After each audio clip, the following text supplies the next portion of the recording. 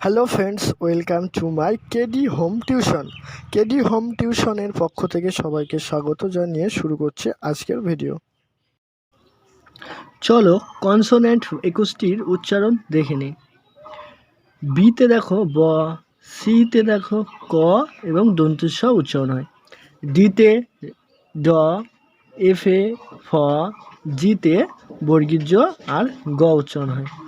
এইচে হ, জেতে বর্গীয় জ, কেতে দেখো ক, এলে ল উচ্চারণ হয়।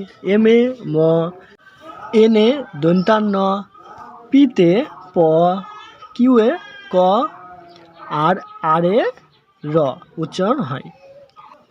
এবার দেখো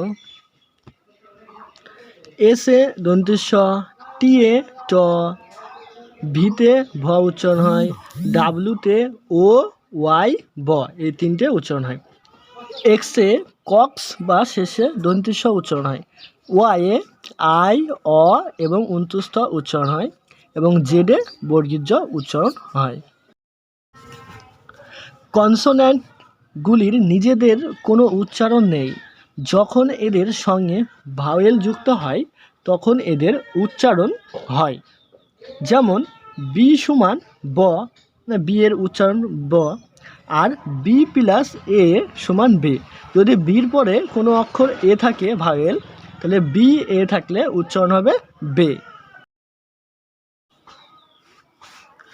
এবং যখন শব্দের মধ্যে বা শেষে থাকে তখন তারা ভাওয়েল হিসেবে বিবেচিত হয়। যেমন K E Y K, D A W N dawn ইত্যাদি। কিন্তু ডাব্লু এবং ওয়াই যখন শব্দের প্রথমে অর্থাৎ গোড়ায় থাকে তখন তারা কনসোন্যান্ট হিসেবে বিবেচিত হবে। আজ 21টি কনসোনেন্ট নিয়ে আলোচনা করলাম।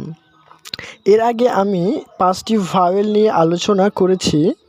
যারা দেখোনি ডেসক্রিপশনে লিঙ্ক দিয়ে দেওয়া হবে, তারা দেখে নিও। আজকের ভিডিও এখানেই শেষ করছি। ভিডিওটি যদি ভালো লাগে লাইক এবং কমেন্ট করো, চ্যানেলটি সাবস্ক্রাইব করে আমাদের সাথে থেকো। ধন্যবাদ।